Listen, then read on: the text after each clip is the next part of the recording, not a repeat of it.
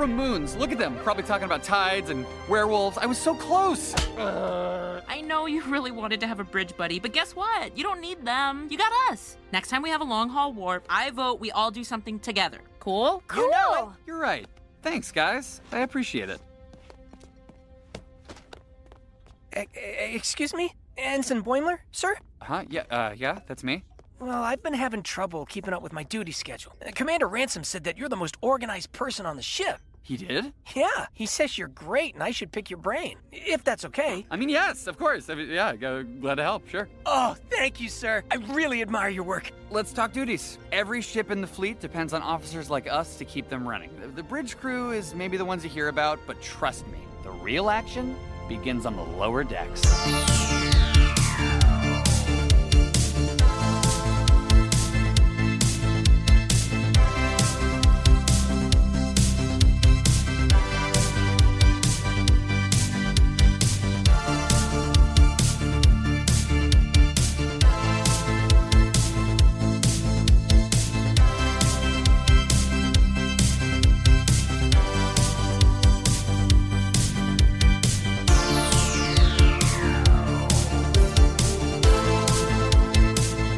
Welcome, everybody, to Deep Space Pride, a gay Star Trek podcast. My name is Mike. I am one of your hosts. And with me is Johnson. Johnson, how are you doing today? I'm okay. I'm better today than I was last week. Last week, I was really low energy.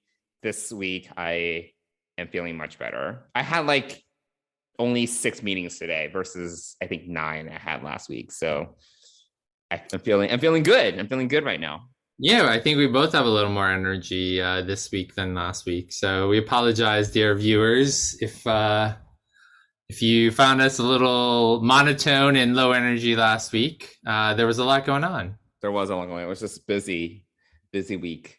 But, we're here. We are here. And in the background, I hear my puppy whining because he's in the crate right now. Whatever. Tell that bitch to calm the fuck down. He's been calm most of the day, but suddenly tonight he wants to play. He wants to play. He wants all energy. Yes. I literally went outside to grab a chicken for dinner. And for 10 minutes, I timed it. I was gone and back in 10 minutes. He had jumped over the gate, pooped on the rug, and was greeting me at the door where I did not leave him. Oh my all God. In 10 minutes. I was like, wow. Are the gates too low then? The one gate is not as strong as the other.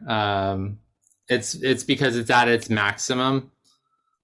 So we need to I was thinking about it today. I think we just need to get a couple of pieces of wood on either side, or at least on one side, because the mural is on the other. So to give it something to press up against so that we can lock it in.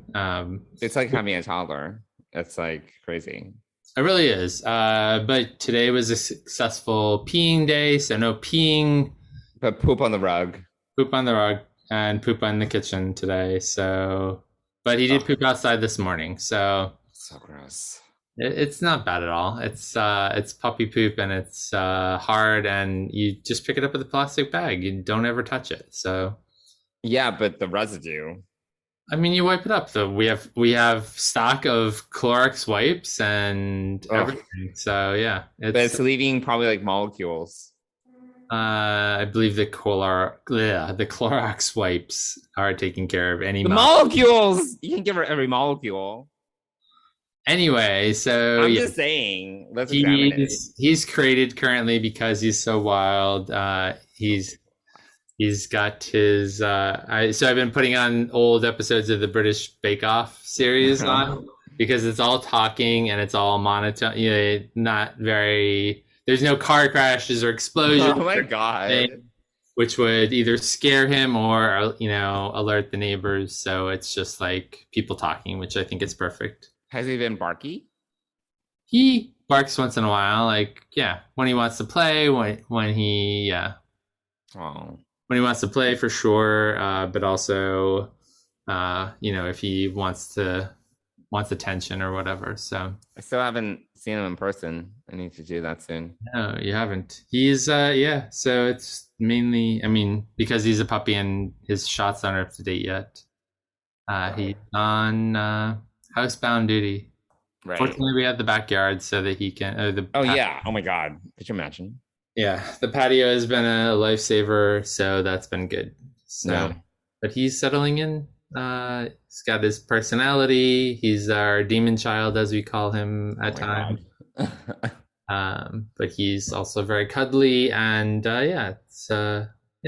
it's fun and interesting, but also exhausting and tiring at the same time. Sounds terrible. So it's fine. It's good. It's not fine. It's good. So yeah. So that's what's going on here. But we've had active chats today. Oh yeah.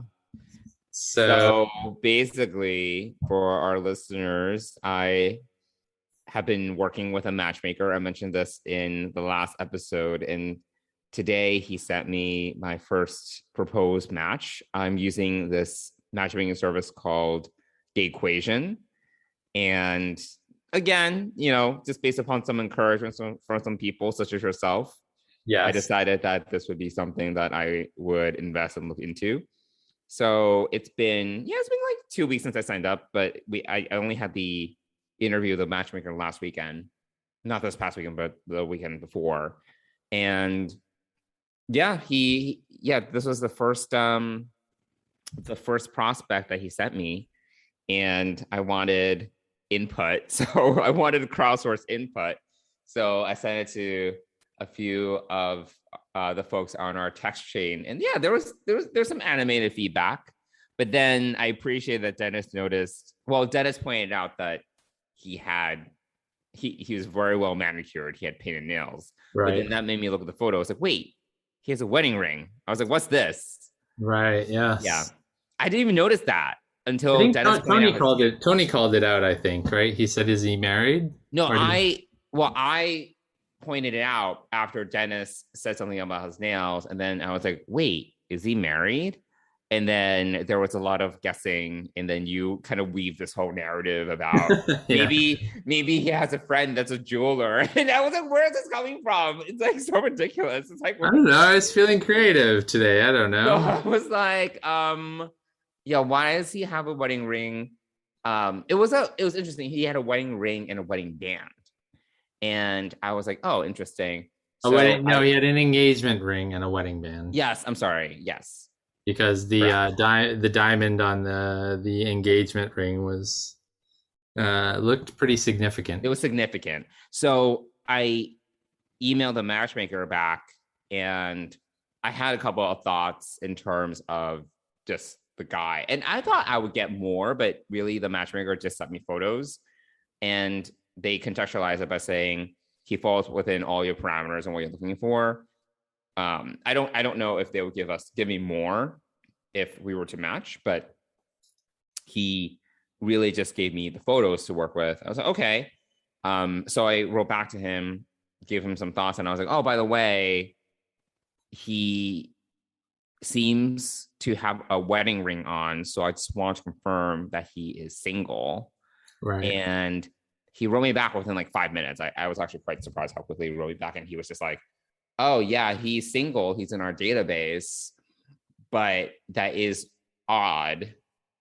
So I'm paraphrasing, and he is just like, well, let's just pass on him. I was like, okay, that's fine. So yeah, it sounds like someone did not look as closely as we all did at these. Yes, I mean, like, if he is, I can understand if he like self-proclaimed a single guy, and it's like, oh, the photos look decent, and you're not. I mean, I missed it too. Until Dennis pointed out his hand, I was like, wait, I didn't even look at this, and I noticed it too. So, yeah. So we'll see. I mean, I'm guaranteed 2 matches a month, so we'll see where that goes. The detectives of our chain were. I need the crowdsource feedback. It's important.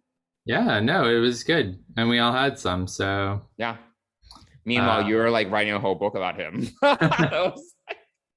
And then I joked, I was like, we could do a whole production of this. We could interview him beforehand. Oh my god. Do all of this. Yeah. This is funny. Well, I like I said, I think that slipped through a junior matchmaker. Like, I don't know. But that's okay. clearly, it's good feedback, and I'm glad that they decided to pass because there was enough. Yeah, they didn't even like push him on me. They were just like, oh yeah, like, let's just pass on this one. I was like, okay. Yeah. So yeah, I think as your first match, I think to notice something like that, they were probably a little embarrassed. Probably someone got a talking to today, I believe. maybe Again, creating stories, but I have no idea. that was a little something that slipped through there that should not have, really. Yeah. So anyway, so it's that's been what's going on with me. So that's eventful. Yeah, So, that's eventful. I'm still owed 2 matches this month, so we'll see what happens. Still plenty of time. Yeah. Still plenty of time. Well, good. Well, we had New York Comic Con this past weekend, which That's right. I have attended in the past, and I actually missed it. I actually missed going. I mean, it literally is down the street for me and from us. At the Javits Center? That's not down the street. Yeah, it is. Right down 10th Avenue. It is at like 35th. It starts actually at 40th or 39th. Yeah, it's long. It goes like 5 blocks. Many blocks. Okay. Yeah. So, but anyway, yeah. So I get all their emails. I'm a verified fan for tickets and things like that. And obviously, we went to Las Vegas and I wasn't sure that I was ready for a big convention like Comic-Con. And also, we did go to Vegas, and that was sort of the big expenditure. So so I kept on getting emails about the tickets, and I was like, oh, I really, I do miss it. But obviously with a puppy and everything else, there was too much going on. So but there were some Star Trek panels this weekend. Discovery and Prodigy. And they, actually, I saw more about Prodigy than I did about Discovery, I think, obviously, because we're 2 weeks away from the Prodigy premiere, right. Which I guess they showed the hour-long premiere at New York Comic Con. They did, yeah, or 2 episodes or whatever. And so, it is embargoed until, I think. Yes, of course. Yeah. Nobody could record anything, and none of the reviews are out yet, obviously. But you got to see you got to see Catherine Janeway. She was there. Kate Mulgrew was there, and a bunch of the other cast, and the producers, directors, executive producers, I guess. Yeah. I don't know. I didn't watch any of the panels.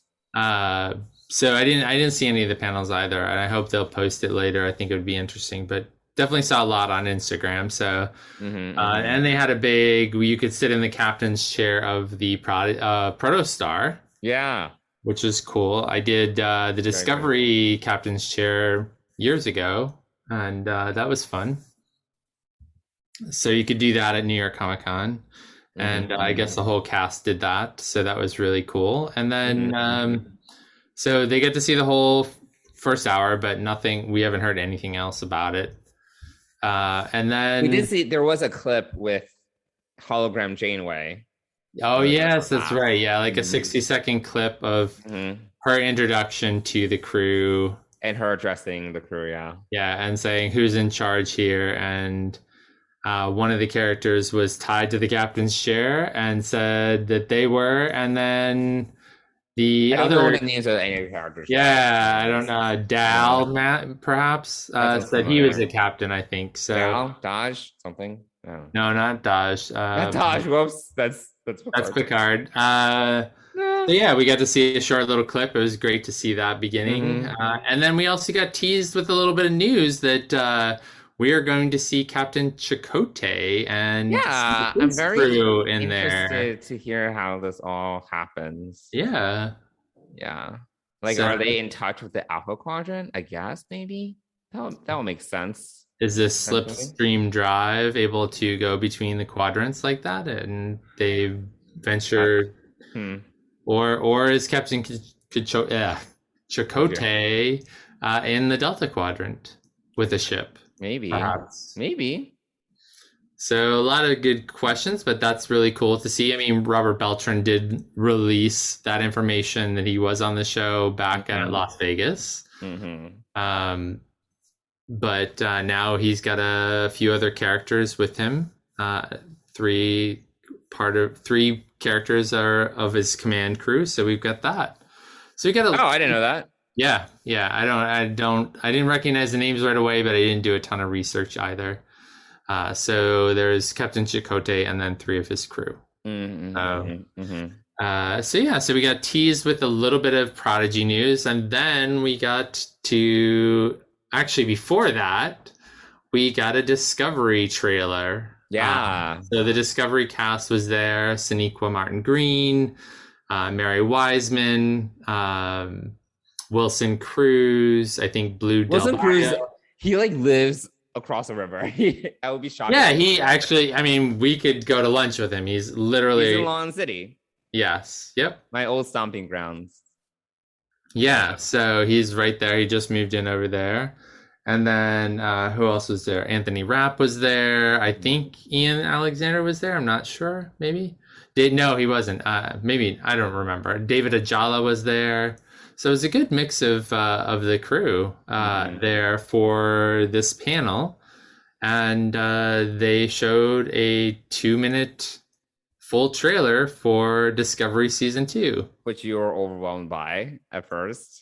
Yeah, I was, and I think part of it was watching it on my phone. I think that it's just a lot to take in on a small screen.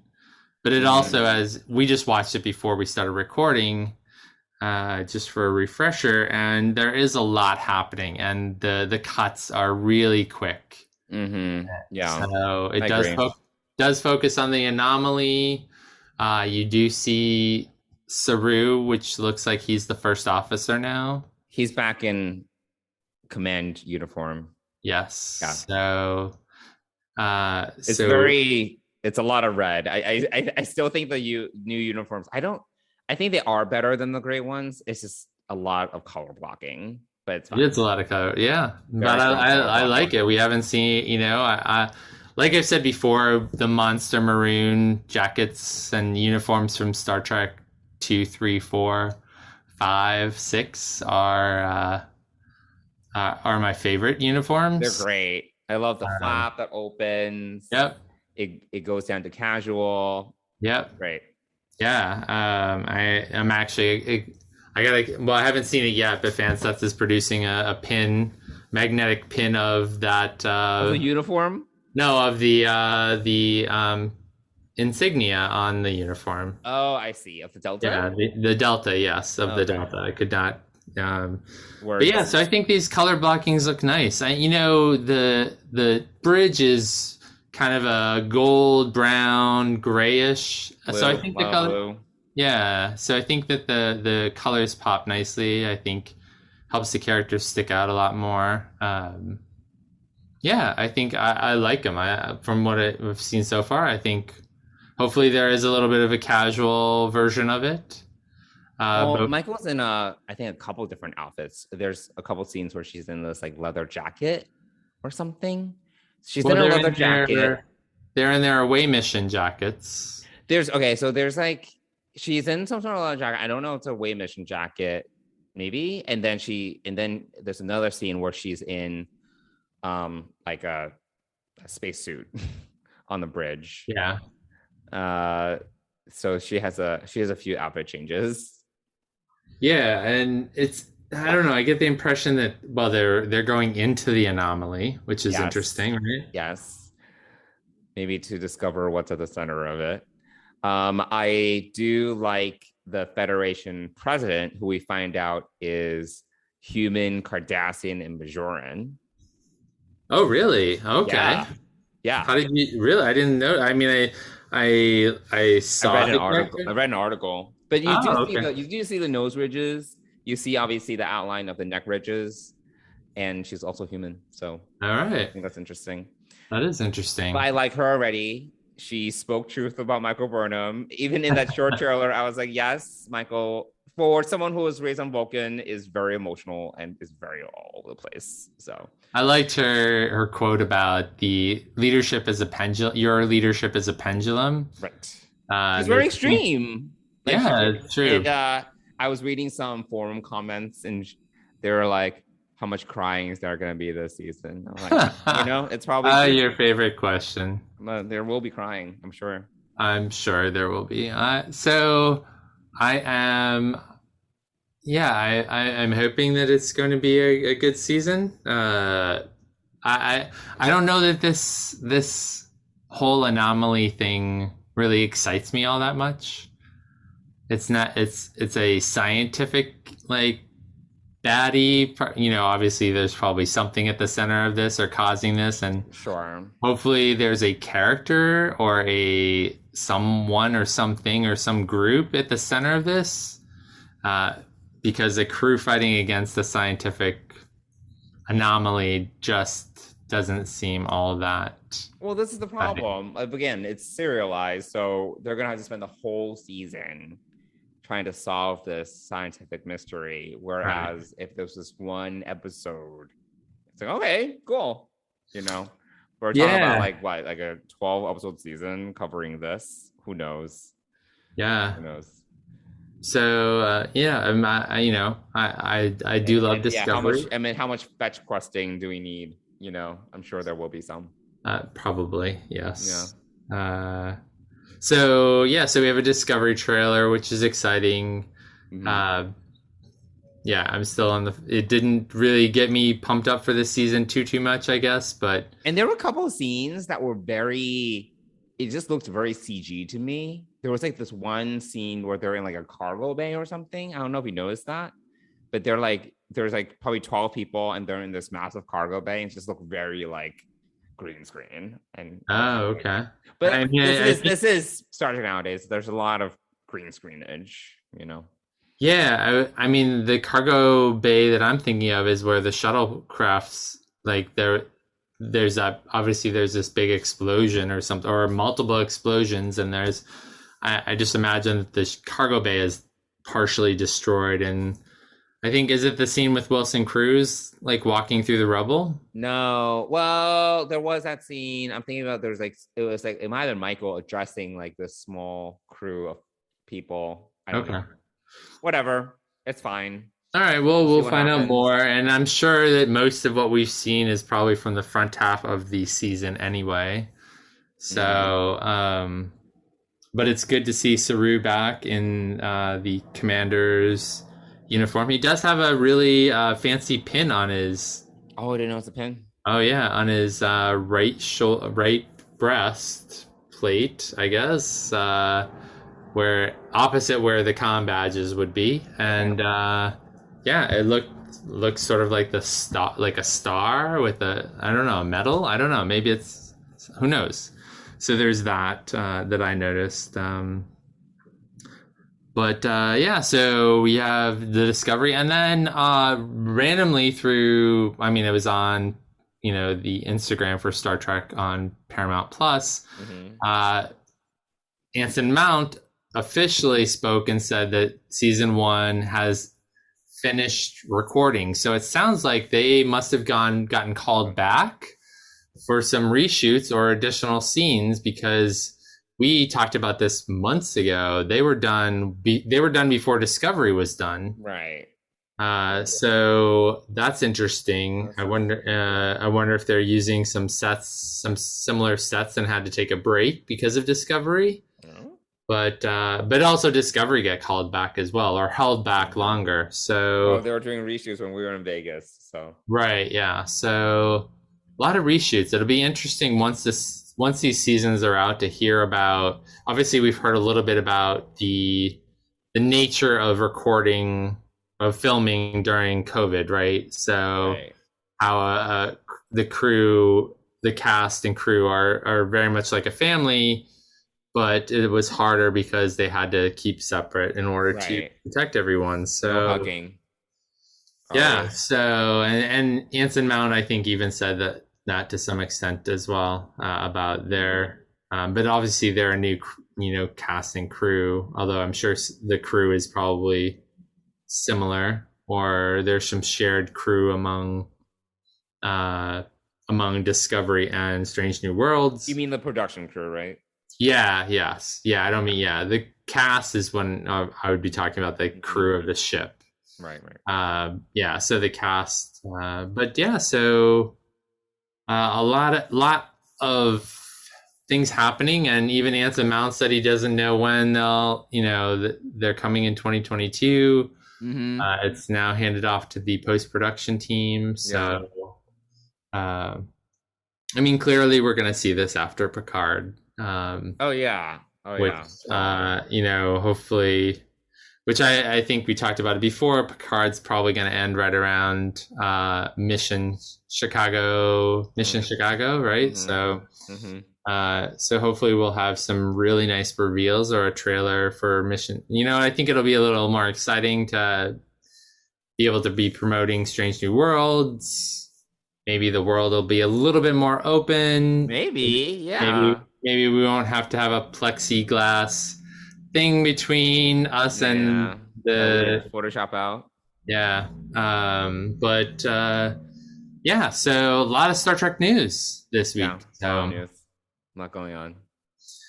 Well, I think that's it for the news. Why don't we talk about my newest favorite episode? Oh, okay. Wage Douche. If that's the way you say it. If that's the way you say it. Translated, it is 3 ships.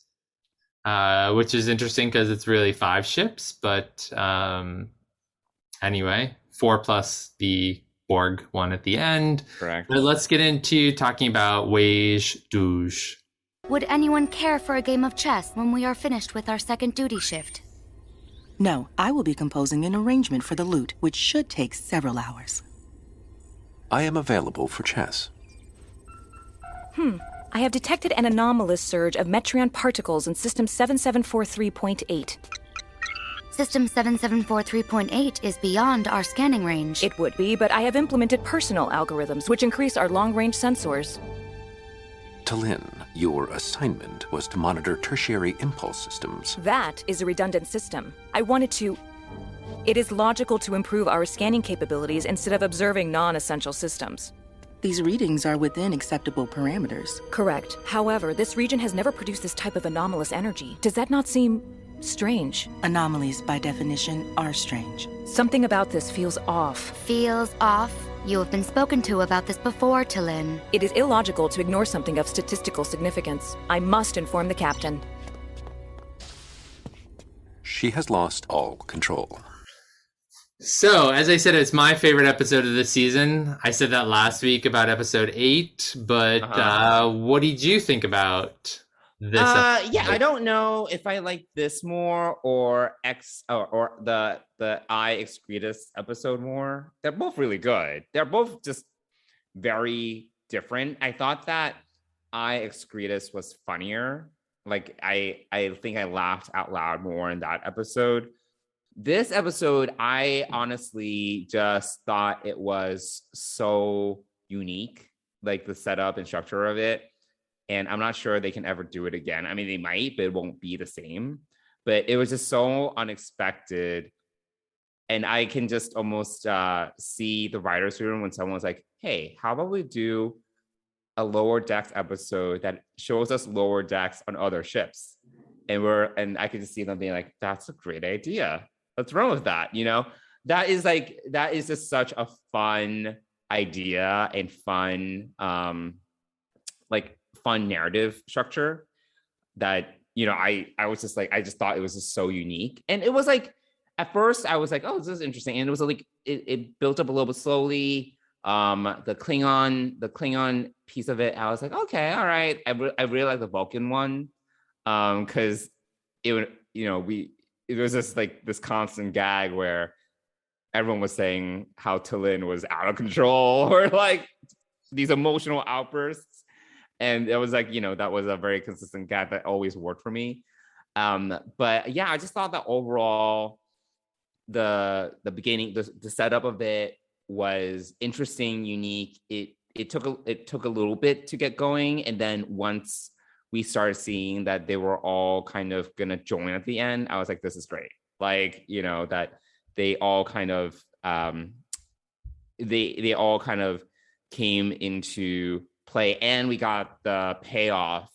I'm not sure where we're gonna go with the season finale, but we got the payoff that's been building for basically since the end of season 1, you know, like with the Packlets and who's been behind the Packlets. So I thought the episode just did a great job. But the thing that gets me the most is definitely just the overall structure of it and how they played into that really well. Yeah, I agree. I thought that was really brilliant on the part of their writers. Yeah, it's so great. Yeah, and I we had someone to follow in the other 2 ships, right? We had Ma. Am I saying that correctly? I don't know. Or Ma. I'm just gonna call him Ma. We're just gonna call him Ma for lack of a better word on the Klingon ship, and Lin on the Vulcan ship. Right. But yeah, I thought it was nice. And then we had, going back to the Cerritos, we had, everyone kind of teaming up with a bridge crew member, except for Boimler, who was... I know, poor Boimler. Feeling left out and trying to find his bridge buddy, which I thought was a cute but slightly annoying story point. Well, it was funny because the teaser for this episode was just about that. It wasn't about, we didn't see any teasing for the other ships. So that's why it was also a pleasant surprise, because usually the teasers give everything away nowadays. So I was just like, oh, this was completely unexpected, which I really liked. Yeah, I agree. It's so that piece of it, this piece where Boimler, you see this growth, and then I feel like to some extent this takes him back a little bit. A little. To his, lack of confidence, his, again, we're talking about promotion, but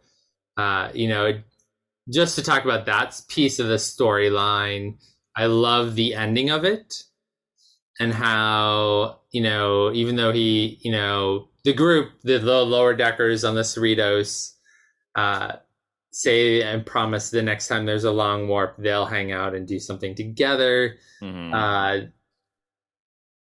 At the end, after that, it's great when this, I don't know, acting ensign, I don't know what. I didn't know if it was an acting ensign or a cadet, or even it could be a crewman. I'm not sure. Oh yeah, I guess it could be a crewman. So yeah, it could be a crewman. Comes up to Boimler for help, and he was sent by Ransom, which you get a proud shot of Ransom looking over at this happening, and I think that's great. I think that was a nice boost to that part of the storyline, that we've kind of slowly seen Boimler stepping up and being recognized for the things he's been doing. And so I think I really enjoyed that wrap up, but I also really enjoyed the look that Ransom gives to Boimler and this cadet / crewman, whatever, giving him something to help him along. So I thought that was really, really cool. That for me was the heartstring moment of the episode. Whereas the whole 3 ships was sort of, as we got to the end of the episode, we see that the Klingons, or this particular Klingon, had been inciting this insurrection or this problem in this sector, with the Packlets. So we learned it through all of that. It wraps that sort of up, because even at the end, Captain Freeman is going to a ready room to contact Starfleet Command about the Klingons. And the Packlets. So, I think that we may see some final wrap up. There's still a second bomb that was transported over to the Packlets. Right. So there is that danger that still exists that we learned about. Was it last week? I think it was last week, right? It was the it was I think 2 episodes ago when Captain Freeman and Shax went to the planet, the Packlet planet. Oh, right. Yes, yeah. So so they have another bomb. So there's a potential there for some of that. But I would say that the Cerritos did sort of hold up a little bit better in this battle than in. It did, yeah. I thought it was I thought the Cerritos was very overpowered. Like as in they were like between the Packlet ship and the bird of prey. I was like, oh, that's a lot. But and the battle scene was actually very, very good. Like it was well choreographed, well done. They lasted longer than I thought they would, and then you get the Vulcan ship coming in. There's like massive Vulcan ship, huge. So oh my big. gosh, it's so large. I mean, I get it because it's very much the same design as the Vulcan ships we saw in Enterprise, right? And sure, Enterprise. But the Cerritos is it's got a Galaxy class. I would imagine it's as at least like a Nebula class or something. Absolutely. So definitely would dwarf. Like, this Vulcan ship is very big. Yeah, it did seem a little oversized. But thanks for bringing that up because it reminded me that the whole Vulcan storyline reminded me very much of Enterprise. The Vulcans are kind of stiff and they enunciate very well. Yes, let's talk about the sensors. Oh my gosh, sensors. I love that though. It was a great throwback, absolutely. So yeah, I thought that T'Lyn is an interesting character. Yeah, I did think it was interesting that, and another podcast did bring this up, but even when I was first watching this episode, I was like, oh, I guess the Vulcans still have their own ships. I was like, sure, I guess. I don't see, I guess, why not? Even though they're part of the Federation now, not every single ship needs to be Starfleet. Right. So, sure. It's just that we haven't seen those ships technically since Enterprise from a chronological perspective. So yeah, exactly. It's interesting. Yeah. Yeah, and a very logical captain, but also very sarcastic, or it came off sarcastic to us mere humans. But yes, throwing shade left and right. Oh, they're all kind of shady. All of them. No, all of them were throwing shade left and right. So yes, it was almost like a bunch of gays at a party. Throwing shade at one another. There was a lot of shade. But do we think that T'Lyn is gonna join the Cerrito crew? So I was listening to another podcast, and there was this unspoken intimation that something's gonna happen in the finale. Oh. They're trying to determine if T'Lyn is voiced by Tawny Newsome. Oh, I don't think so. I don't think so either, but because I just listened, I just listened to. Obviously, I just watched the episode, rewatched the episode again right before and I really listened to her voice, and it didn't sound like Tawny Newsome. Well, there's also credits. It is this woman named, unless it's a complete red herring, Gabrielle Ruiz. Okay, yeah, Alpha. Yeah, so was played other characters on Lower Decks, it looks like. Oh, okay. Yeah. Maybe that's why they recognized her voice more so than that. But it was slightly intimated that there may be a shocking season finale, and that this character T'Lyn could potentially come on and replace maybe one of the Lower Deckers. I don't know. Maybe I was reading into that a lot more than they were saying, but that would be shocking. Yeah. So I also think, and I really hope that Brad gets promoted to lieutenant, and that creates. We'll see. We did have Ensign Harry Kim for 7 years, so they could drag. True. So yeah, it's not without precedent if we get absolutely for 4 more seasons or something. Sure, yeah. I mean, they've already started working on the 3rd season, which is awesome. But yeah, so I don't know. I'm a little nervous. I've sort of read a little bit about. I've seen the screen caps from this coming season finale, and it's called First Contact.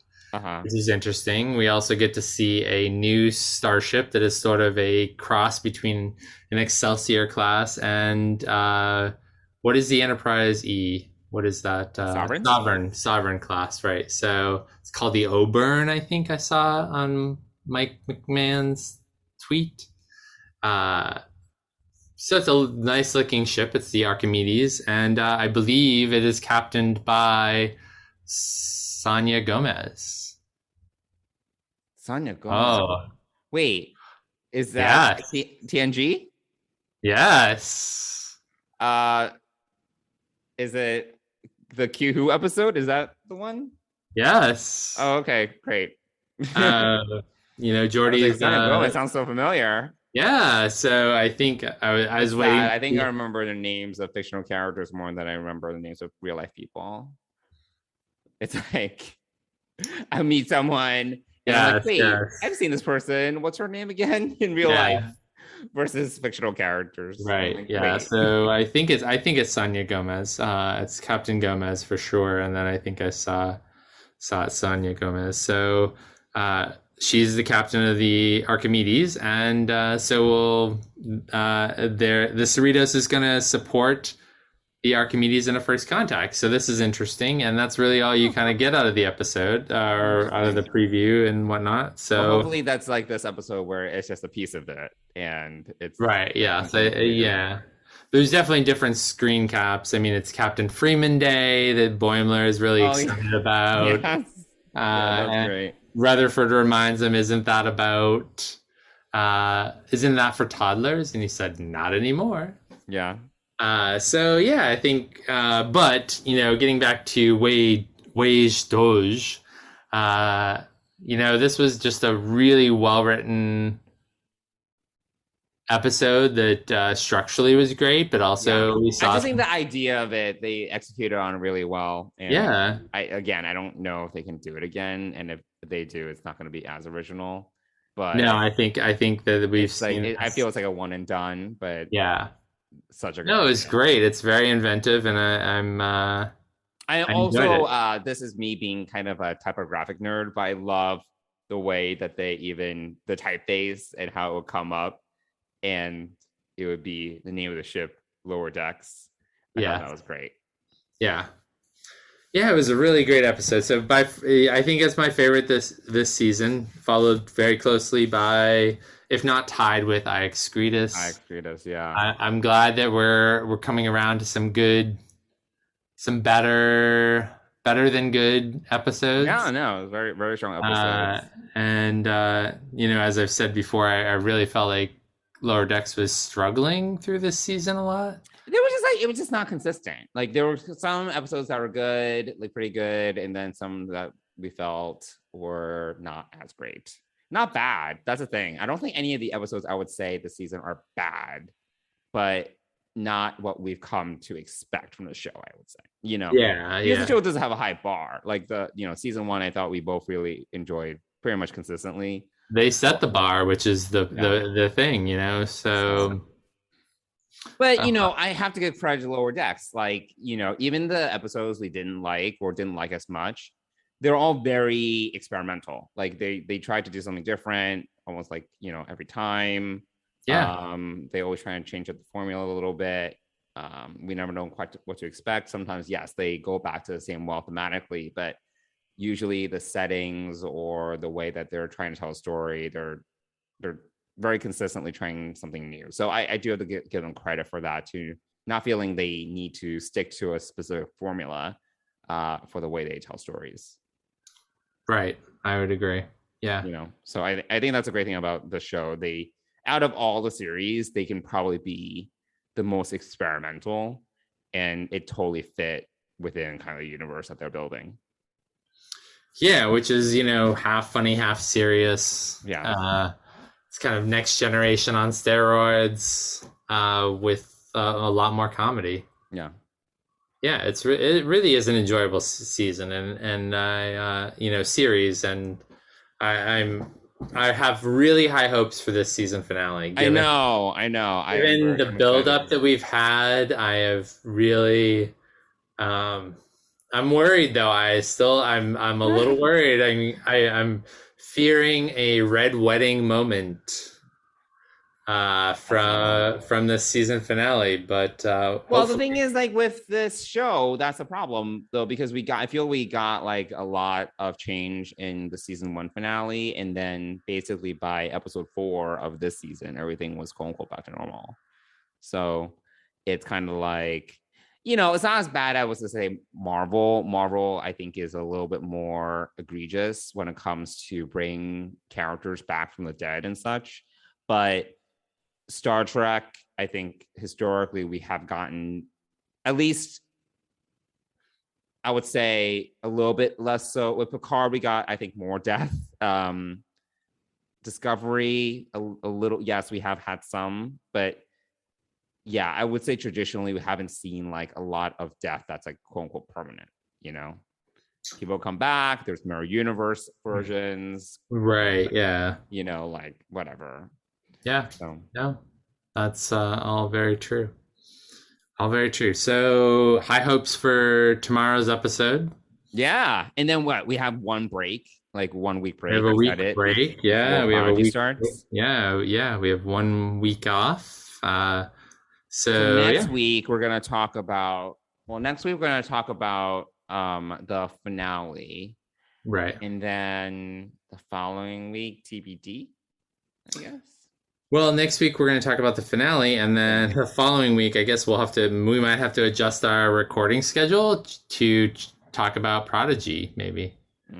Because Prodigy will be out Thursdays. We'll have to see. Yeah, so we may have to adjust it but we'll see. But next week we're also going to talk about Coda, the Star Trek book series. So next week it's been out for a little over 2 weeks now. We figured we'd give people another week to read it if you haven't.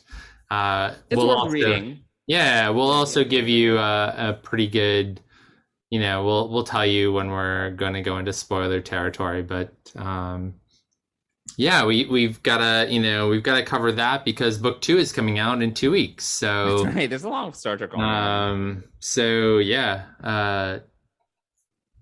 And that there's a lot going on in that book. I don't even know if I can remember it all at this point, but there is a lot. I have thoughts. Yes, of course we have no thoughts. Yeah. So, do you, not to spoil it, but do you remember what I said? There was a shocking moment early on in the. Yes. Did you figure out which shocking moment I was talking about? I think so. I mean, there were quite a few of those curveballs throughout, but we can discuss it offline. yeah, we'll save it. But there was one thing that I was really surprised by early on in the book. Okay, or the semi. I don't. I was listening to the book, so I don't know exactly when in the actual book it happened. Oh, right. It's not like you're flipping. Yeah, I'm not flipping pages. I can't tell you it was page 210 or something like that. It was. Or even what chapter it was in, even though they do say, chapter 25 or 25, however they say it. But anyway, so next week we'll talk about that. We'll talk about the season finale, and we'll get ready for Prodigy. And Discovery. Wait, Discovery's when? The November what? November 18th. Oh, yeah. So we have about 4 weeks of just Prodigy, and then we'll have maybe 3 weeks, and then no, maybe it's 4, but then we'll have 2 shows to talk about. So yeah, that's gonna be a lot. So that will be a lot. Well, we'll see how we do with that. Yeah. But anyway, so that is this week's episode covered, right? Check. Yeah. Episode 9 of Lower Decks. And season finale to come. Totally. Cool. Yeah. All right. Yeah. Well, is there anything else for this episode that we should talk about? No, we should talk about our friends over at Fansets, though. Yeah. So, as everyone knows, Fansets supports the Trek Geeks podcast network and Deep Space Pride, and we love the folks over at Fansets. In fact, if you are listening to this on Friday, October 15th, right, is the last day that you can enter our contest to win a Voyager /DS9 Delta, Magnetic Delta. We're giving away 2, and you have to comment on last week's Instagram post for the episode. So go there, tell us which scenario you would want to face in a holodeck simulation drill, and you could win one of those. You do have to live in the United States, though, and we'll decide that over the weekend and reach out to the winners. So definitely check that out. You know, we're coming up on October 15th, and I actually do not remember seeing something about October 15th's new pins. So yeah, I actually do not know what's coming out next with Fansets, but as I said earlier, but they have announced, and you got to pay attention for the all new Star Trek II Magnetic Delta. And as I go right to the Delta page on fansets.com, the Enterprise Command full-size Delta for Strange New Worlds is up there as well. So another that was fast.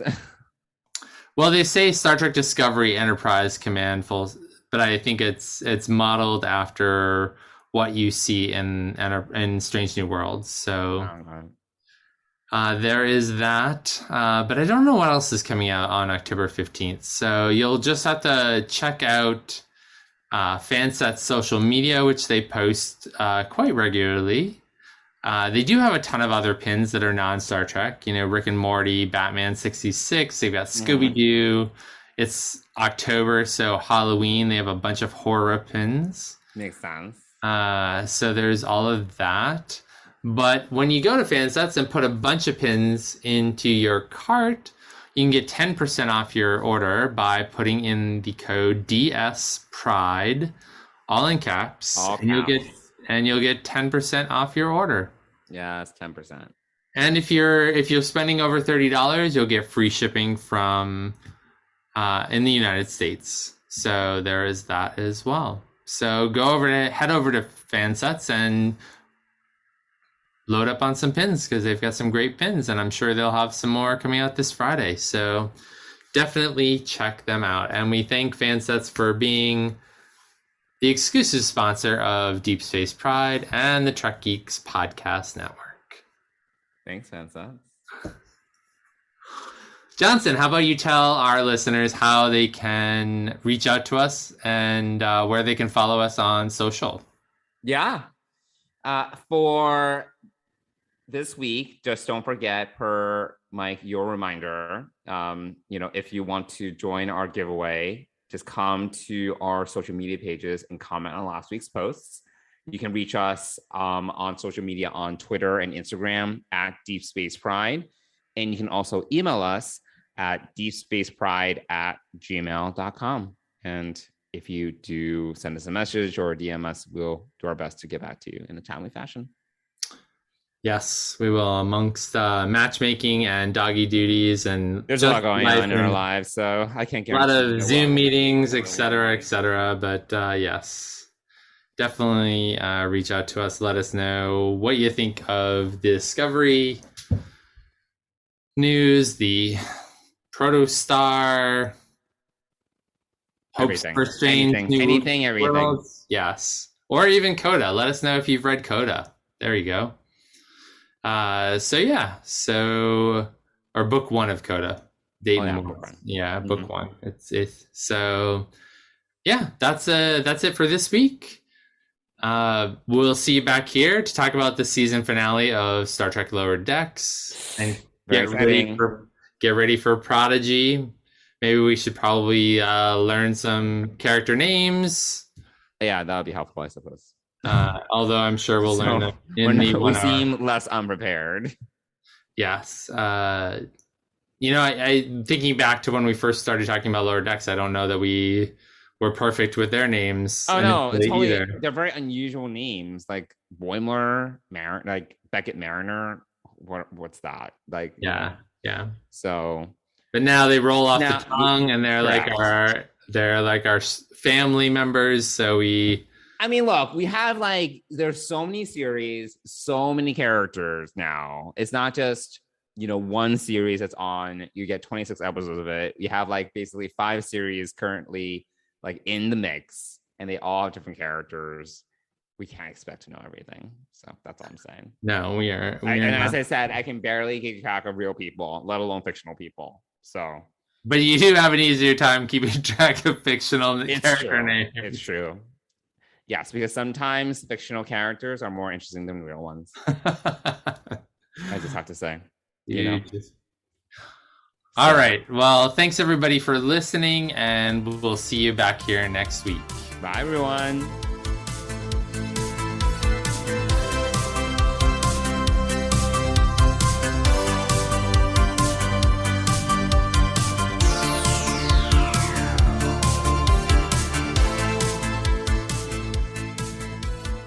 Deep Space Pride is a production of Coconut Media Works. Executive producers Bill Smith and Dan Davidson. For more great Star Trek discussion, discover the other shows of the Trek Geeks Podcast Network at trekgeeks.com or find us in Apple Podcasts, Spotify, or your favorite podcast app.